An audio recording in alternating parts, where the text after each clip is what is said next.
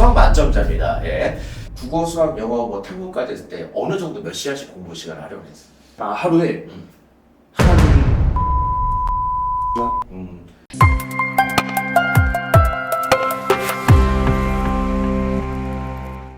안녕하세요. 입시의 신개념 대치 아폴로 교육의 김대관 연구소장입니다. 자, 지난번에 오늘 같은 자리에 이렇게 데리고 온 안정훈 학생과 입시를 어떻게 치렀는지에 대해서 얘기를 나눴는데요. 사실 시청자분들이 궁금한 게 공부도 상당히 궁금할 거예요. 근데 그 얘기를 하다 보면 너무 지루해질 테니까 공부 부분 따로 떼서 얘기를 하긴 했거든요. 근데 그 중에서도 아무래도 중요 과목인 국어하고 수학을 어떻게 했는지 저희가 한번 짧게 거기에 대한 얘기를 한번 나눠보도록 하겠습니다. 자, 그래서 이제 제가 좀 유도를 하면서 이제 질문을 해볼 텐데요. 자, 국어에서 어떻게 하루에 어느 정도의 시간을 국어 시간에 투자를 했는지 한번 먼저 얘기를 해줄 수 있겠네요. 저는 일단 국어 공부는 딱 아침, 오전 이렇게 했거든요. 왜냐면 수능 자체가 아침에 국어를 치니까 당연히 그때 머리가 잘 안 돌아가고 긴장하고 그런 상태이기 때문에 저도 똑같은 환경을 조성하려고 아침에 한 6시 반부터 한 10시, 11시 정도까지만 국어 공부를 했던 것 같아요. 그래도 뭐 공부량이 적은 건 아닙니다. 왜냐면 10시까지만 하더라도 공부량은 좀 되죠. 한 3시간 정도 나오니까요. 그럼 뭐 적정 공부 시간을 했고. 자, 그런 다음에 이게 사실 저는 기억을 잘해요. 왜냐면 개별 학생들에 대해서 기억을 하고 체크를 하고 기록을 남기는 편이거든요. 그때 우리가 한 5월, 6월쯤 총괄대였지? 그치? 그때쯤에 개념 공부를 열심히 하고 있다가 뭘 못했다 그랬지? 어떤 걸 못 풀었다고? 모의고사. 모의고사입니다. 예, 그걸 기억을 하네요. 모의고사를 못 풀어갖고 정확히 한 30분 동안 이걸 먹었었어요. 예. 그때부터 이제 모의고사를 풀기를 시작을 했는데, 자, 모의고사를 어떤 식으로 풀었는지 조금 그게 궁금해지거든. 어떤 모의고사를 주로 썼는지. 일단 근데 제가 원래 국어 성적이 좋지 못했기 때문에 초반에는 진짜 그냥 인간을 활용해서 어떻게 읽는지 어떻게 하면 효율적으로 문제를 푸는지를 터득하고 이제 모의고사를 풀었기 때문에 그때 모의고사 풀 때는 인간 강사들의 모의고사도 활용했고 뭐 이감 또 서바이벌 막 이런 모의고사들을 주로 풀었던 것 같아요. 그럼 하루에 하나씩 풀었냐, 이거는? 그때부터는? 제가 제 기억상으로는 방학 때부터는 하루에 한 개씩 했는데 그 방학하기 전까지 학교에서는 아무래도 아직 그때는 1학기라서 수업을 많이 했었던 시기고 그렇기 때문에 1일 1시간까지 않고 일주일에 그래도 3개? 두세 개 정도 쳤던 것 같아요. 아, 이게 좀 아쉬웠던 게 뭐예요? 저는 사실 하루에 하나씩 하라 그랬거든요. 그때 실전 모의고사를 연습할 때 실전처럼 연습했다 했잖아. 그렇죠. 실전 모의고사 이런 거. 그죠? 그게 중요합니다. 대부분은 실전 모의고사를 연습을 안 해요. 그래서 장점이 뭐였는지 한번 얘기해줘. 저는 모의고사를 진짜 초반에 예열 과정 있잖아요. 항상 수능장 가면 풀기 전에 예열도 있고 OMR까지 쓰고 이거를 거의 항상 했어요. 그리고 누가 OMR 카드도 작성을 했었네. 네. 그래도 그것도 어떻게 많이 들었다. 실제 시험처럼 하라 그랬지. 아니, 그게 어쩔 수가 없는 게 저 같은 경우는 실전 모의고사를 푸는데 너무 긴장되는 거예요. 오히려 이게 저는 수능 때 훨씬 도움이 됐던 것 같아요. 어떤 면에서 도움이 됐어? 왜냐면 제가 수능을 이번에 잘 칠 수 있었던 게 국어 시작 전에 그냥 여느 때와 같이 실전 모의고사를 푼다는 느낌이 드는 거예요. 제가 긴장을 엄청 많이 해서 저 중본은 한 3주 전부터 떨었거든요. 근데 수능장에서 진짜 긴장이 되는 거예요. 진짜 그냥 오늘도 지난주 일요일처럼 똑같이 모의고사를 치는 거다 라고 생각을 하니까 진짜 평소와 같이 수능을 잘 푼 것 같아요. 이게 되게 중요한 게요. 대부분 학생들이 자기 모의고사 점수를 얘기하려면 잘 안 까요. 그러면 너 봐봐 모의고사 최근 성적표 기억나는 거 있니? 그러면요. 자기가 조각조각 풀었던 것들을 조합해서 와요. 다 근데 집에서 푼 거예요. 근데 그랬던 애들이 점수가 안 나오는 이유가요. 실전과는 너무 다른 느낌을 받는 거예요. 반대로 실전처럼 연습을 했던 사람은 실전에 가서도 비슷한 느낌을 받기 때문에 크게 긴장을 하지 않아요. 여기서 큰 차이를 냈던 것 같아요. 자, 그러면은 본인이 썼을 때 나는 국어에서 이렇게 해서 성적인데 이걸 못했다 좀 아쉬웠던 게 혹시 있니? 아무래도 아까 말한 것처럼 모의고사를 처음 풀었던 시기가 좀 늦었다. 저 고2 때는 지문을 다 안 보고 풀었어요. 그래서 인간을 활용해서 어떻게 읽어야 하는지, 어떻게 풀어야 하는지를 배우고 나서 좀 되겠다 싶을 때쯤에 실무를 풀었는데 좀 사실 늦은 감이 있잖아요. 그게 좀 많이 아쉬웠을 거예요. 자, 그럼 이제 국어 얘기는 여기서 그만하고, 자, 수학은 조금 더 정확하게 아마 기억을 할 거예요. 왜냐면 네가 수학을 제일 잘했고 만점을 맞았으니까. 네, 수학 만점자입니다. 예. 자, 그러면 수학에서 일단 인강을 나는 그때 보지 말았는데 활용을 했단 말이야. 어떻게 인강을 활용했는지 설명을 해줬으면 좋겠어. 엔젤 같은 경우는 어려운 문제는 집합이잖아요. 그렇기 때문에 애들이 풀다가 보고 그냥 보고 있고 풀다가 보고 그러니까 수학 공부를 하는데 인강을 보는 시간이 더 많아요. 근데 이건 진짜 아닌 것 같고요. 오히려 저는 진짜 풀다가 진짜 모르겠거나 하는 문제만 인강을 활용해서 풀이를 들었지 인강을 진짜 죽치고 앉아서 본 거 진짜 아닌 것 같아요. 그러면은 항상 학생들이 겪는 문제가 있거든. 본인이 공부를 했을 때 내가 책을 붙잡고 공부한 시간 대 인간 강의를 본 시간이 비율이 어느 정도 됐던 것 같아? 약간 엔제라고 하잖아요.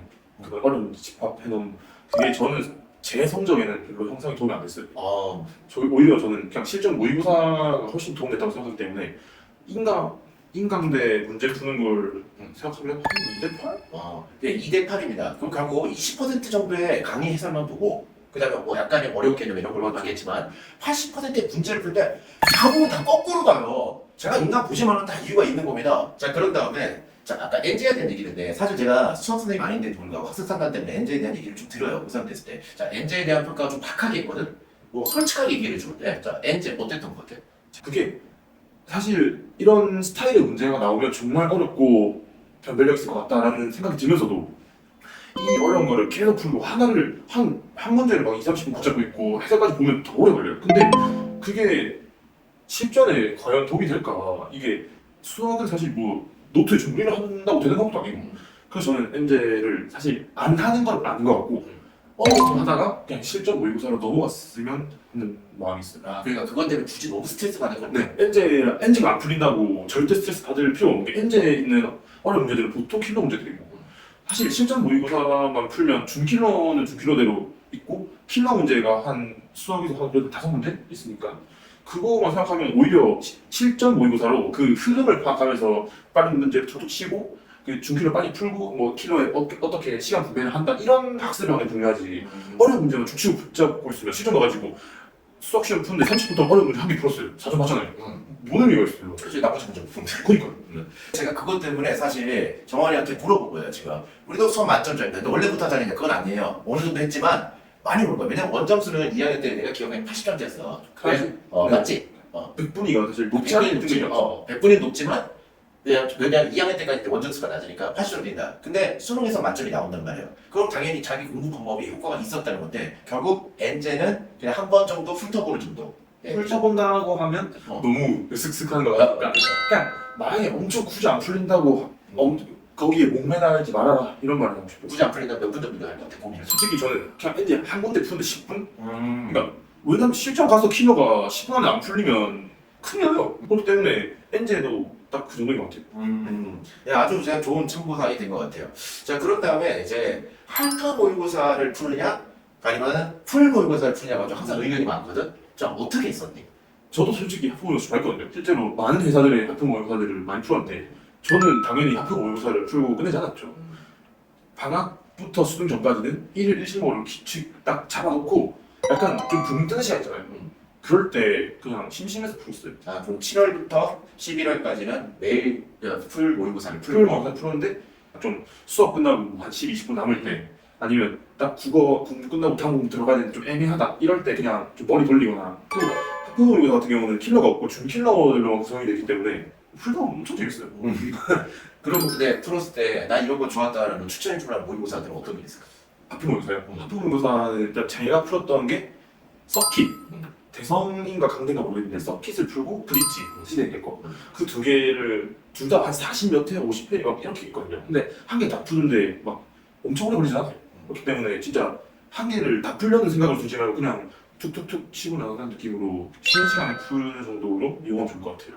그러면 이제 풀 모의고사 풀 때는 아까 국어를 얘기할 때 상당히 긴장하면서 했다 했잖아. 근데 수학을 원래 본인이 좋아하는 과목이었잖아. 네. 그럼 풀 모의고사 풀 때는 어떤 거 하는 것을 풀었었니? 사실 수학은 솔직히 국어만큼 긴장이 되지 않았죠. 아무래도. 하지만 좀 더 시간이 길잖아요. 집중력도 더 소요되고 시간 관리가 무엇보다 중요한 과목이다 보니까 수학 모의고사를 풀 때는 긴장감은 하되 그냥 내가 수능장 가서 이 파트에는 이 시간만 써야겠다. 시간 배분 딱딱 해서 이렇게 시간 분배 체크용으로 치는 건 참 좋은 것 같아요. 그때 국어, 수학, 영어, 뭐 탐구까지 했을 때 어느 정도 몇 시간씩 공부 시간을 하려고 했어? 다 합쳐가고. 다 합쳐서요. 모든 과목을 다 합쳤을 때 몇 시간? 하루에 한 10시간에서 12시간?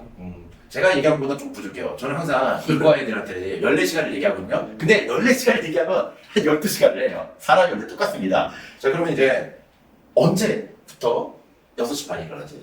저는 딱 고3 여름방학 시작했을 때부터 그때부터 그 수능장 가려면 또 일찍 일어나잖아요. 그래서 그거에 루틴을 맞춰야겠다. 사실 수능장 가려고 할 때 일어나는 시간에 일어나야지 그때도 똑같을 거 아니에요. 약간 제 몸 상태나 몸이 준비할 정도? 사실 그렇기 때문에 한 6시쯤 일어나서 6시 반부터 공부를 시작하는 거를 방학부터 시작해서 수능 때까지 했던 것 같아요. 저는 세 가지가 항상 학생들이 궁금했었거든요. 자, 일단 정원이도 물어볼게. 너 태블릿 PC로 문제 풀었니 안 풀었니? 태블릿 PC요? 태블릿 PC 위에다가 모의고사 실전 모의고사는 당연히 종일 풀었는데 수능 모의고사는 제대로 풀었어요. 그 툭툭 치고 나가는 거니까. 네. 자, 근데 대부분의 학생들이 모든 공부를 태블릿 PC로 합니다. 그럼 어떻게 생각하니? 모든 공부를 태블릿 PC로. 솔직히 추천하지 않죠. 아무래도 실제로 잡는 펜은 수능 잡히고 음. 종이에 쓰는 거고 한 거다 보니까 엄청 추천하지 않는데 그렇다고 막 모든 공부를 걷다 하지 말아라 라는 것까지는 또 아닌 것 같아요. 두 번째는 이제 수학을 좀 자신 있게 푸는 편이었잖아. 네. 그럼 2점 3점의 단순 계산 문제를 넘겼었니? 아니면 그래도 좀 풀었었니? 계속? 실전 모의고사 때 그럴 때 말고라도 뭐 평소에. 평소에 그러니까 그걸 위해서 연습은 당연히 안 하죠. 근데 이게 애초에 그 수학 100분치나 약간 그 시간 동안 그것도 엄연히 풀어야 하는 문제고 그걸 푸는 5분조차도 그 들어가야 하는 시간인데 그걸 안 풀고 지나간다는 거는 말이 안 되는 것 같아요. 그런 다음에 마지막으로 많은 애들이 특히 지겹다고 그 모의고사 풀면서도 음악을 듣거나 또는 단순 계산 문제 위주를 막 한다 그러면서 수학 들으면서 수학 들을 때 자기 음악을 들어야 된다는 수학 풀면서 음악을 들어야 된다 이거든. 근데 음악 들으면서 모의고사 문제 풀었네. 아유 근데 제가 약간 하프 모의고사는 진짜 제가 그래도 가요는 듣지 않았어요.